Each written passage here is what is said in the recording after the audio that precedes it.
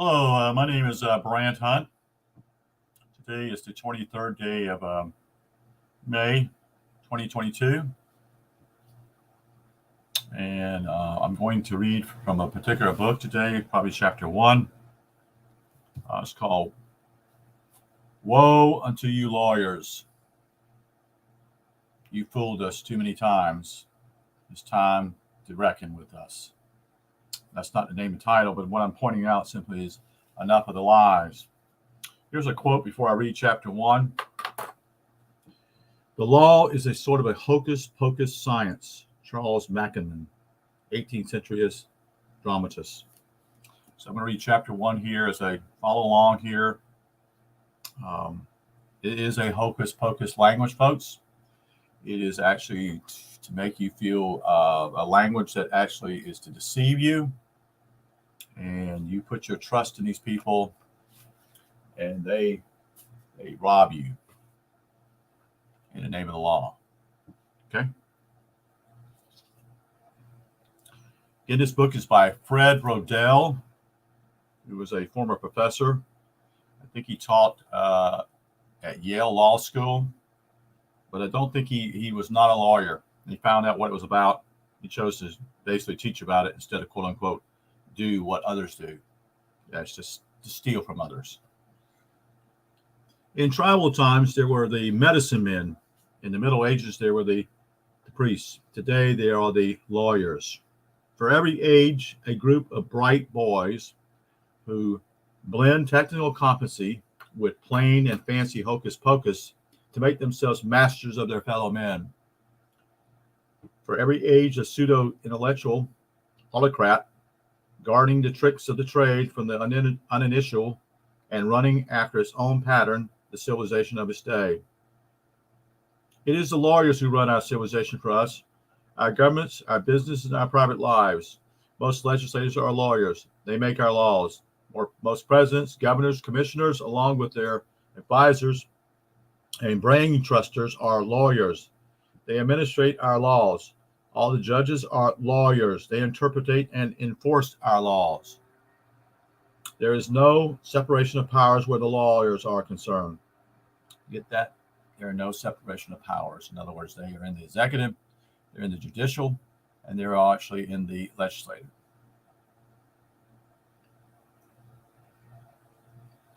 There is only a concentration of all government power is in the lawyers. As a schoolboy put it, ours is the government of lawyers, not of men.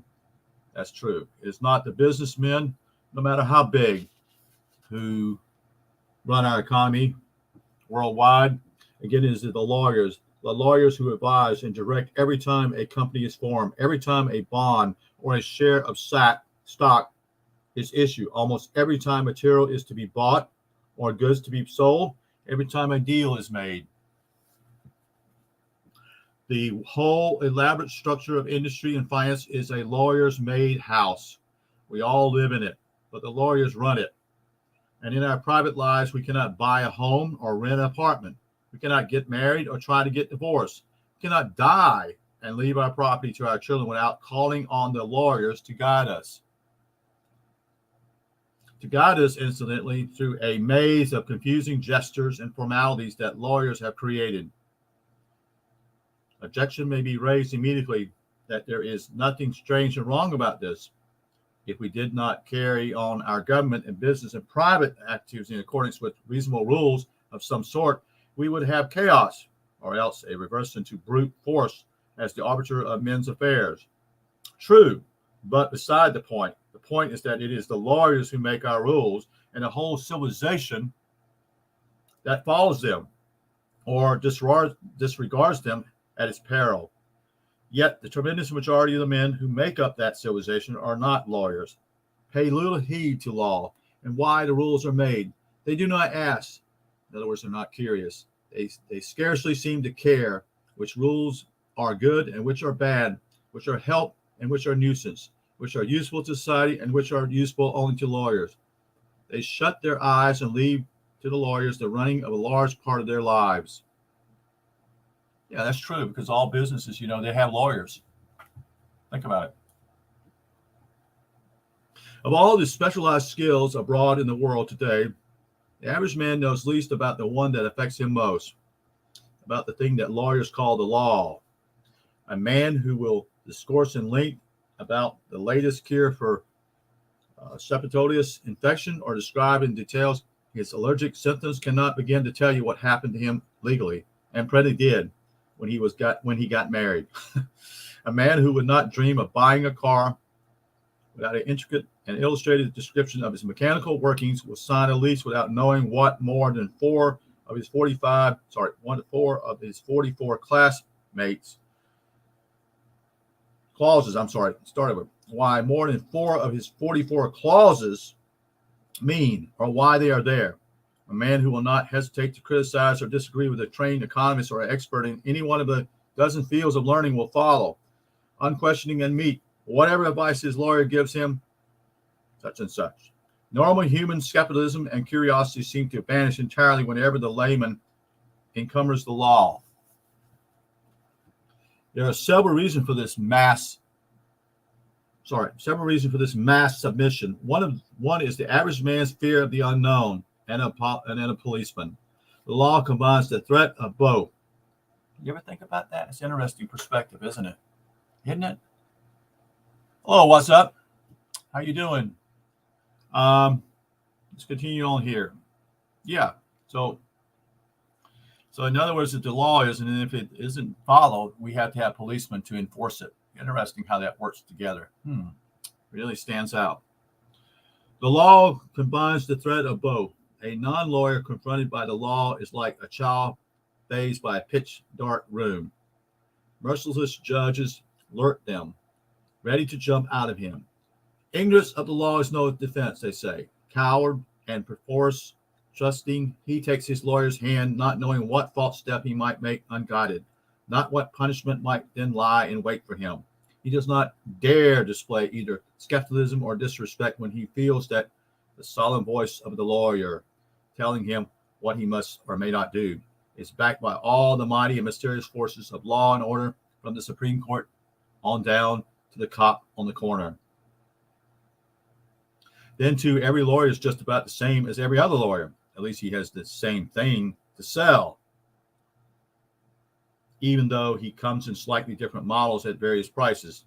The thing he has to sell is the law, and it is useless to run from one lawyer to another in the hope of finding something better or something different or something that makes more common sense, as it would be useless to run from one Ford dealer to another if there were no Chevrolets or Plymouths or even bicycles on the market.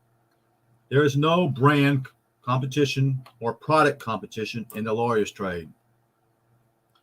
The customer has to take the law or nothing. And if the customer should want to know a little more about what he's buying, as buying in direct fees or indirect fees of taxes, the lawyer needs have no fear of losing business to someone else if they just plain refuse to tell.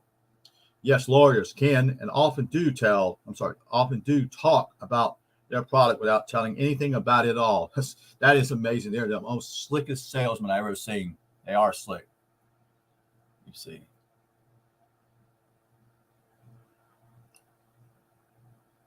And that fact involves one of the chief reasons for the non-lawyer persistence ignorance about the law. Briefly, the law is carried on in foreign language.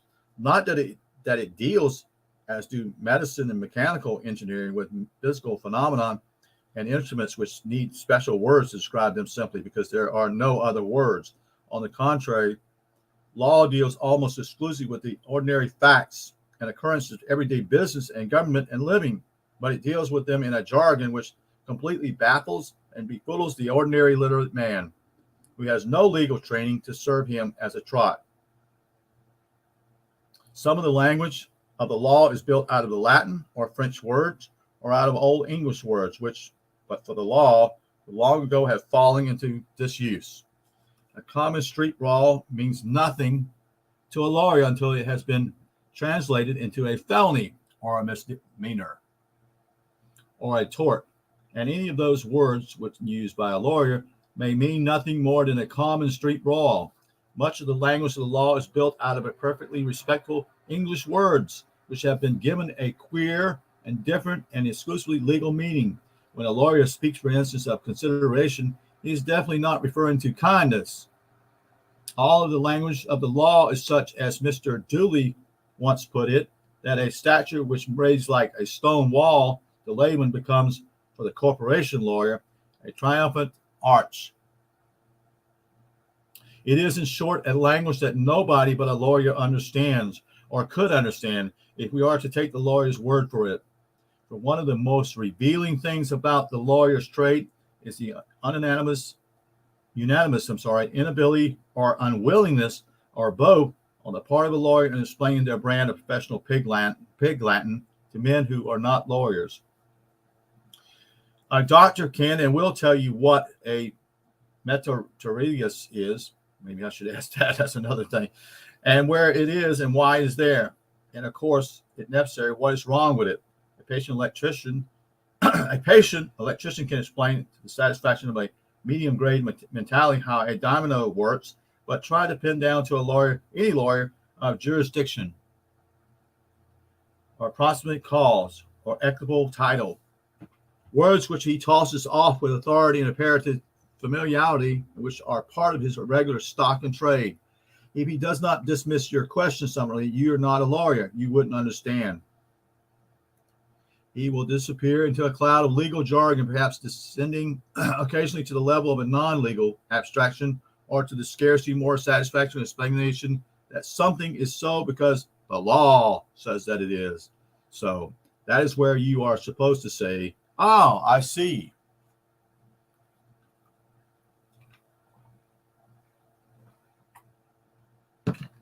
I want to share something of my own life.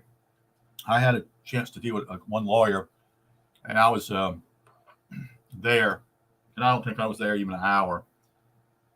And they charge you for advice too. This is amazing. It's a couple $100 for advice. Because see, it's all about money too. You see, it's not just a law. It's just a trade that actually allows them to actually bring out money, get money, such and such. Hey, gamer, how you doing? Law is supposed to be written so common man can understand it. Well, that's the key problem. They don't do that. It's on the purpose, gamer, to actually keep you in darkness, so to speak. So that's what this is all about. You see, they're not interested in telling you how to do this because they've been told basically, what's the word? You're not a part of their bar, so you don't need to know. Okay.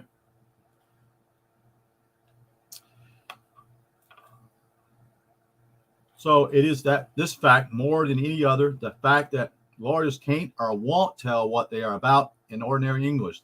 That is a responsibility for the hopelessness of the non-lawyer in trying to cope with or understand the so-called science of law. For the lawyer's trade is a trade built entirely on words, and so long as the lawyers carefully keep them in themselves, the key to what these words mean, the only way the average man can find out what is going on is to become a lawyer, or at least to study law himself, all of which makes it very nice and very secure for lawyers. Yeah, it's a jargon. It's a way of keeping you from actually can even figure out what's going on. In fact, what they'll do, they'll ask you to plead guilty, and you're like, I'm still innocent, aren't I? That's why they give you the word innocent doesn't mean anything to them. It's guilty or not guilty. You see, this is the words they use in order to entrap you. Of course, any lawyer will bristle or snort with derision as the idea that what deals in is in words. He will tell you in proposition, concept, fundamental principles, in short, in ideas. The reason a non-lawyer gets lost in the law is that his mind has not been trained to think logically about abstractions, whereas the lawyer's mind has been so trained. Hence, the lawyer can leap lightly and logically from one abstraction to another, or narrow down a general proposition and apply to a particular case with an agility that leaves the non-lawyer bewildered and behind. It's a pretty little picture, don't you see? Yes, it is. Yet it is not necessary to go into semantics to show that in a very silly little picture, no matter what lawyers deal in, the thing they deal with is exclusivity, the stuff of living, when the government wants to collect money and a rich man does not want to pay it, when a company wants to fire a worker and the worker wants to keep his job, when an automobile driver runs down a pedestrian and the pedestrian says it was the driver's fault, the driver says it wasn't, these things are living facts, not airy abstractions. And the one thing that matters about this, about the law, is the way it is handled. These facts and a million others. The point is that legal abstractions mean nothing at all until they are brought down to earth. Once brought down to earth, once applied to physical facts, the abstractions become nothing but words by which lawyers describe and justify the things that lawyers do. Lawyers would always like to believe that the principles they say they work with are something more than a complicated way of talking about simple, tangible, non-legal matters, but they are not. Thus, the late Justice Holmes was practically a traitor to his trade when he said, as he did, will say, general propositions do not decide concrete cases. To dismiss the abstract principles of the law as being no more in reality than high-sounding combination of words may in one sense be a triple confusion. Law in action does, and after all, amount to the application of rules to human conduct, and rules may be said to be inevitably abstractions themselves, but there's a difference and a big one. Anyone who spits on this platform will be fined $5. You see, it is a rule, and in a sense, an abstraction, yet it's easily understood. It needs no lawyer to interpret it and to apply simple and directly to a simply factual thing. So what they do is they just create a jargon, as he's saying, and all they do, they make money off of it. And if you don't understand the jargon, actually here, which is happening right now, they speak of it. They make it up. It seems as though they make it up as they go along, you see. And most people are clueless of what's going on. Even I was going to pursue this in my own life to become a lawyer. And as I was a poli-sci major, political science people, majors, a lot of them become lawyers because a lot of them want to go into politics, you see. But they realize simply in order to do that, they a lot of times have to become lawyers. Not all lawyers become politicians. I'm not saying that. But what I'm saying simply is it's the way. Yes. What's up? Yeah, I was screwed over by 2 different lawyers many years ago. Yeah. I was going to say, what's up? Yeah, I have to go to the store. I'd like to share, and we'll definitely listen when I get back. Thank you for your information. Thank you. What's up? Yeah, I got screwed too. I remember going, like I said, went to see a lawyer, and I was involved in a situation, family situation, and I didn't know what to do. I really didn't. And, you know what to do. You better make sure you know what you're doing because you don't want to get in trouble. And like I said, I was charged something, and then I went to see another lawyer. I was there promptly, and I had to wait 30 minutes. And I heard him in his room. That is, he was in his office, and there was a secretary out there in the open, and you could hear the conversation going on, and the door was open. And he spent over 40 minutes that he could have been, when I was there on time, he talked to someone about his internet service. You see. And then when he came up to me, I basically wanted to spit on him. I wanted to do that. I really did. So I said to him, he says, I'm ready to meet with you. And I said, no, you're not. And so I was so damn angry with this guy. I said, the hell with you. In other words, simply is you made me wait. You didn't treat me with respect. And so I'm going to treat you with disrespect because you're not worthy of it, because it pissed me off. I was there on time. I was actually there earlier. And actually, I was there before I was supposed to be. And I said, you don't make people wait. You see, this is how the mentality, and his attitude back to me was simply this: you'll never find a good lawyer. No, I won't. Because I don't need a stinking lawyer like you or any other one. You see, this is what these people see themselves as better than you. But what they do is simply they've been taught tricks. See, because it's not common law. It's a trick. It's a jargon. It's what they say, you see. And it's a club. You see, it's a bar. And if any of you don't understand this, let me explain this more in detail. Why a war took place because of something like this.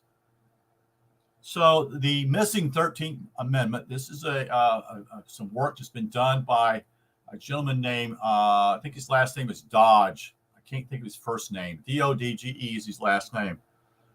Just simply do a search on missing 13th Amendment. I have done a video on it myself, talking about what happened and what was taking place in the 1800s.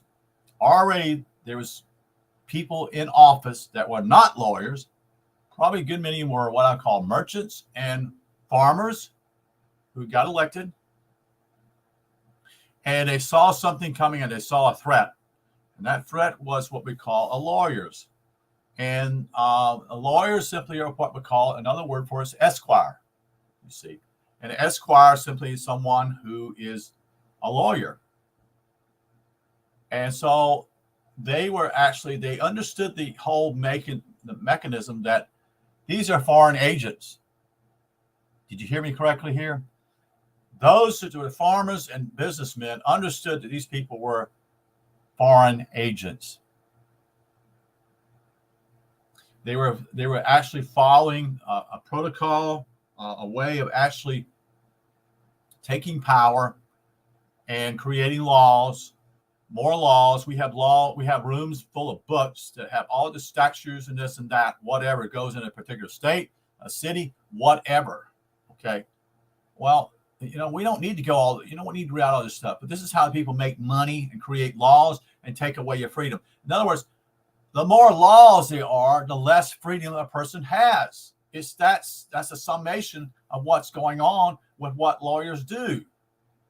They create laws that make us all criminals. But in reality, they are the criminals in doing this. Okay? So this is what Fred Rodell is saying simply, is that he had a nasty stink, I guess you would say, with lawyers, because he was going to be a lawyer. And he chose to, no, I don't want to be a lawyer. No way. I'll be a professor of law, but I'm not going to do this to other people. So he had somewhat what I call a consciousness of saying, no, I'm not going to participate in this, you see. So let's go on here. To dismiss the abstraction principle of the law as being no more in reality than high-sounding combination of words may in one sense be a triple confusion. Law in action does, after all, amount to the application of rules to human conduct, the rules that may be said to be inevitably abstractions themselves. But there is a difference, and a big one. Anyone who spits on this platform, as I said earlier, is fined $5, and it is rude. It's a rule, and in a sense, abstraction. Yet it is easily understood. It needs no lawyer to interpret it. Of course it doesn't. You see? And it applies simply and directly to a specific factual thing. But anyone who willfully and maliciously spits on this platform will be fined $5 in an abstraction of entirely different color. The law has sneaked into the rule in the words willfully and maliciously. So here's how this is how, and then they try to tell you, you work out this thing. So did you do this, such and such? Okay. Those words have no real meaning outside of lawyers' minds until someone who spits on the platform is not fined $5, and they have none afterwards until someone else spits on the platform and does the same thing and gets fined. The whole of law is its concepts, its principles, its propositions. It's made of willfulness and maliciously of words that cannot possibly be pinned down to a precise meaning, and that are, in the last analysis, no more than words. As a matter of fact, the bulk of the law is made up of words with far less apparent relation to reality than willfully or maliciously. And you can look through every bit of the law, that is criminal law, business law, government law, family law, without finding a single rule that makes as much sense as anyone who spits on this platform will be fined $5. That is, of course, why a non-lawyer can never make rhyme or reason out of lawyers' attempts to explanation of the way the law works. The non-lawyer wants the whole business brought down to earth. The lawyer cannot bring it down to earth without the lawyer cannot bring it down to earth without it in some doing leaving the law entirely out of it. Say that the Wagner Labor Act was held valid because 5 out of 9 judges on the Supreme Court approved of it personally, or because they thought it wise policy to uphold it than to risk further presidential agitation for a change in the membership of the courts. To say this is certainly not to explain the law of the case. Yet to say this makes a great deal more sense to the layman and comes a great deal closer to the truth than does the legal explanation that the act was held valid because it constituted a proper exercise of Congress, power to regulate interstate commerce, yet can probe the words of this legal explanation to their depths and bolster them with other legal propositions dating back 150 years, and they will still mean for all practical purposes exactly nothing. There's no more pointed demonstration of this chasm between ordinary human thinking and the mental processes of the lawyer than in the almost universal reaction of law students when they first encounter the law. They come to law school a normal, intelligent, normally curious, normally receptive group. Day in and day out, they are subject to the legal lingo of of judges, textbook writers, and professors. Those learn in the law, but for months, none of it clicks. There seems to be nothing to take hold of. These students cannot find anywhere in their past knowledge or experience a hook on which to hang all their strange talk or means res and fee simple and due process and other unearthly things. Long and involved explanations in lectures and law books only make it all more confusing. The students know that law eventually deals with extremely practical matters like buying land and selling stock and putting thieves in jail. But all they read and hear seems to stem not only from a foreign language, but from a strange and foreign way of thinking. Eventually, their confusion, founded through it, in stubborn and healthy skepticism, is worn down. Eventually, they succumb to the barrage of principles and concepts and all the metaphysical refinements that go with them.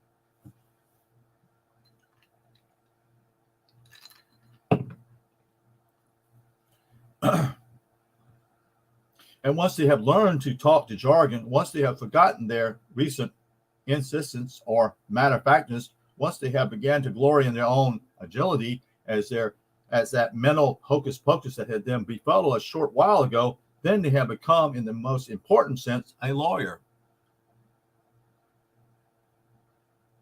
Now they too have joined the select circle of those who can weave a complicated intellectual riddle out of something so mundane as a strike or an automobile accident. Yeah, what they're doing, they're learning jargon. In other words, lawyers have learned a language and what they're saying. So they'll use prepositions, propositions, all these kind of words, and they keep you lost. That's the whole idea. It's done on purpose, you see. And that's what most people are unaware of, you see. They have learned a trick. It's almost like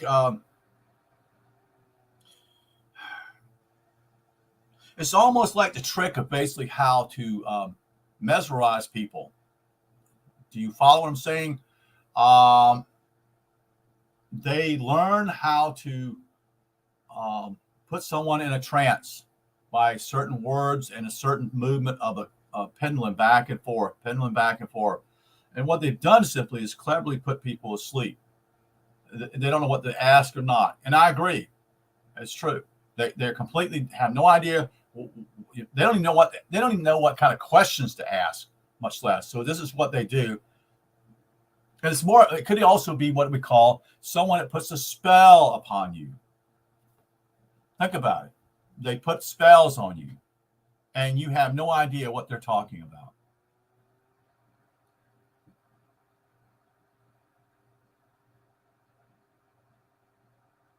So now it'd be hard, if not impossible, ever to bring them back to that disarmingly direct way of thinking about the problem of people in society, which they used to share with this average man before they fell in with the lawyers and swallow the law. Learning the lawyer's talk and the lawyer's way of thinking, learning to discuss the pros and cons of, say, pure food laws in terms of affection with a public interest as against interference with freedom of contract. It's very much like learning to work cryptograms, or play bridge. It requires concentration and memory and some analytical ability. And for those who become proficient in it, it can be a stimulating intellectual game. It's a game. You see, it's a way of actually how to fool people. It's almost as though like a bait is thrown out by a fisherman to get fish, to actually hook the fish itself. Think about it.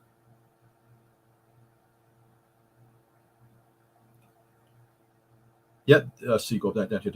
It's whereas those who play the legal game not only pretend but insist that their intricate radicalizations in the realm of pure thoughts have a necessary relation to the solution of practical problems. It is through the medium of their weird and wordy mental gymnastics that the lawyers lay down the rules under which we live. And it is only because the average man cannot play their game and so cannot see for himself how intrinsically empty a meaning their playing things are that the lawyers continue to get away with it. The legal trade, in short, is nothing but a high-class racket. It is a racket far more lucrative and more powerful, hence more dangerous than any of those minor and much publicized rackets such as ambulance chasing or the regular defense of known criminals, which makes up only a tiny part of the law business and against which the respectable members of the bar are always making speeches and talking actions. A John W. Davis, when he exhorts a court in the name of God and justice in the Constitution, and incidentally for a fee, not to let the federal government regulate holding companies, is playing a racket for all it's worth. So is a Justice Sutherland when he solemnly forbids a state to impose an inheritance tax on the ground that the transfer an abstraction of the right to get dividends, another abstraction, did not take place geographically inside the taxing station. And so, for that matter, all the courtesans and Cohens and Thurman Arnolds and the rest, whose chief value to the New Deal lies not in their political views, not even in their administration abilities, but rather in their adeptness at manipulating the words of the law so as to make things sound perfectly proper, which other lawyers, by manipulating different words in a different way, maintain are terribly improper. The legal racket knows no political social limitation. Furthermore, or at least 99.44% of them are not even aware that they are indulging in a racket. It's true, very much so true. They are doing harm to their fellow human beings. They're doing it and have no idea what they're doing. They're doing it for money, mostly, or pride and prestige. Once bitten by the legal bug, they lose all sense of perspective about what they are doing and how they are doing it. Like the medicine men of tribal times and the priests of the Middle Ages, they actually believe in their own nonsense. This fact, of course, makes their racket all the more insidious. Consecrated fanatics are always more dangerous than conscious villains, and lawyers are fanatics indeed about the sacredness of the word magic they call the law. Yet the saddest and most insidious fact about the legal racket is that the general public doesn't realize it's a racket either. Scared, befuddled, and impressed, and ignorant, they take what is fed them, or rather what is sold them. Only once they age do the non-lawyers get, not wise, but disgusted, and rebel. As Harry Lasky, spelled Laski, is fond of putting it, in every revolution the lawyer lead the way, In every revolution the lawyers lead the way to the guillotine or the firing squad. It should not, however, require a revolution to rid society of lawyers' control, nor is it ridden by revolution ever likely to be a permanent solution. The American colonists had scarcely freed themselves from the uses of the law by practically ostracizing the pre-revolutionary lawyers out of their communities, a fact which is little appreciated when a new and homemade crop of lawyers sprang up to take over the affairs of the baby nation. That crop 150 years later is still growing in numbers and power. What is really needed to put the lawyers in their places and out of the seats of the mighty is no more than a slashing of the veil of dignified mystery that now surrounds and protects the law. If people could be made to realize how much of the vaunted majesty of the law is a hoax, and how many of the mighty processes of the law are merely logical legalese, legal. I just say legalese. That's what it means. They would not long let the lawyers lead them around by the news or by the nose, and people have recently begun bit by bit to catch on. The great illusion of the law has been leaking a little at the edges. There was President Roosevelt's plan to add to the membership of the Supreme Court in order to get different decisions. Even those who opposed the plan, and they, of course, included almost all the lawyers, recognized by the very passion of their arguments that the plan would have been effective. In other words, that by merely changing judges, you could change the highest law of the land. Of course, that's what he wanted. That's what Roosevelt wanted. It's very much such he wanted to do. And when the highest law of the land was changed without even changing judges, when the same 9 men said that something was constitutional this year, which has been unconstitutional only last year. You see, that's what goes on. You see, this incredibly goes even in the Supreme Court. It's almost as though someone does this. This is what I make a demonstration to lawyers or politicians. They lift their finger, put up their finger like this. Okay, which way the wind's blowing here, and then they make a decision. Okay, it's basically whatever they think the public is for or against it, they make a decision. That's what they do. And basically politicians do that simply because they just want to get, okay, is this what's going on here? Okay, I want to get a feel because I want to be elected again for the next 2 years or 4 years. That's what they do. Or 6 years, I'm sorry. 2 and 6. It did not add to public awe of the law either when Thomas Dewey, grandstand prosecution of a Tamarind hack, was suddenly thrown out of court on a technicality so pitifully that every newspaper in New York City raised an editorial howl against a move of less routine application of the law. And such minor instance as the recent discovery that one of Stanton's Island leading law practitioners had never passed a bar examination. And so was not officially a lawyer, do not lend themselves to the law prestige. That is correct. That's correct. Lawyers are part of a bar. In order to become a lawyer, what happens simply is I didn't know they blocked my curse words or bad words. I didn't know that. I never heard of that. Because I'm just saying what I feel. How I feel. That simply is disgusting. Didn't know that, gamer. I had a point here. Oh, they have to pass a law exam, and the law exam simply is just that they've got to go for a law exam in order to get a membership. And you'll notice the words. I'll say this, and I'll tell you that they. Okay. So I didn't know that. I really didn't know that. I had no idea. I'll have to stop using those words. Okay, so you can't even be real here on this particular deal. So I'm almost finished here, but they can pass the test, okay, but they're not yet a member of a bar. They have to have a license now, or do they? So what you need to do sometimes, you need to ask a lawyer. Someone's told me this. I like to see your credentials. I like to see your credentials and who you are and why you call yourself a lawyer. Because in reality, simply is I like to see your membership of a particular place, and they don't have any. They don't have any. They don't have credentials, and that's also why medical doctors say this, and so does lawyers. I'm practicing law. Okay, and in medicine, this is my medical. This is my practice, medical field. I'm practicing medicine here. I'm practicing it. So if they're practicing it, they're not actually authorities on it, are they? Think about that. The word itself gives you a clue that they're practicing on their patients and they're practicing on their clients. That's what they're doing. It might be interesting to look up the word practice also in the 1828 dictionary. Let me finish up. I'm almost finished here. It's 19 and then it's 20 pages long. So let me finish this up here so we can, because my voice is about gone. So So in other words, simply it's leading law person. Okay, so they never pass the examination. Okay, yet it will tell a great deal more than a collection of happenings like those to break down effectively the superstition of the grandeur of the law and the hold which that superstition has on the minds of most men.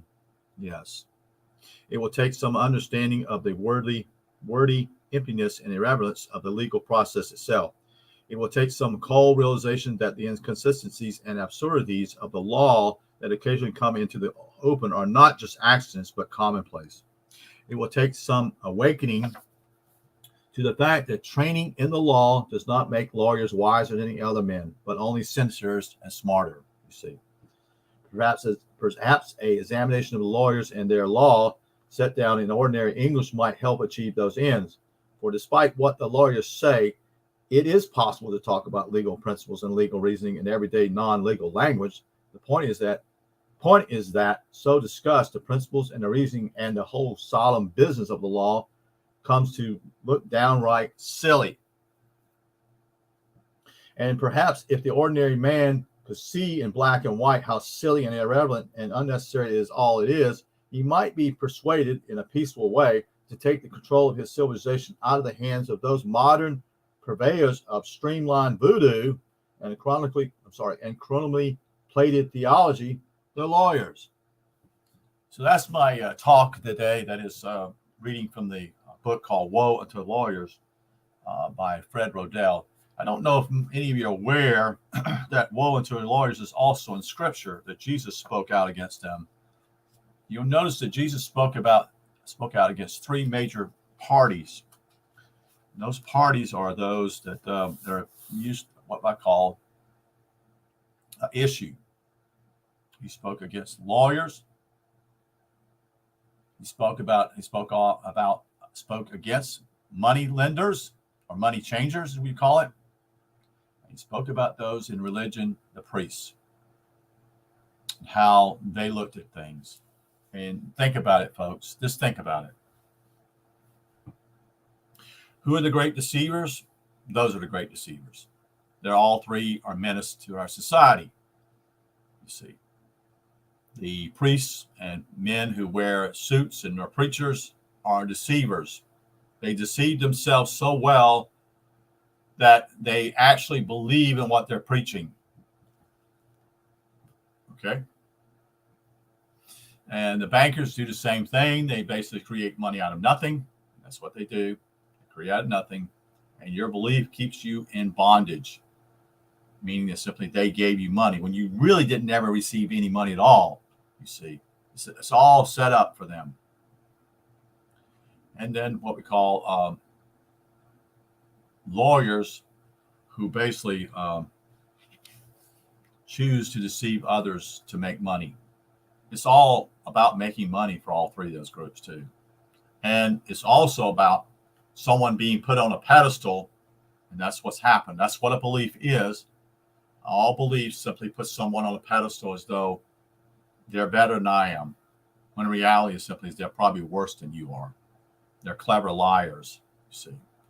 And the whole thing also simply is to deal with what I would call a way of actually deceiving you, but the problem is you deceive your own self because you look to them as though they are some kind of gods, as though they know something. And all they've done is simply they come up with a clever way of speaking here, as Fred Rodell spoke about here,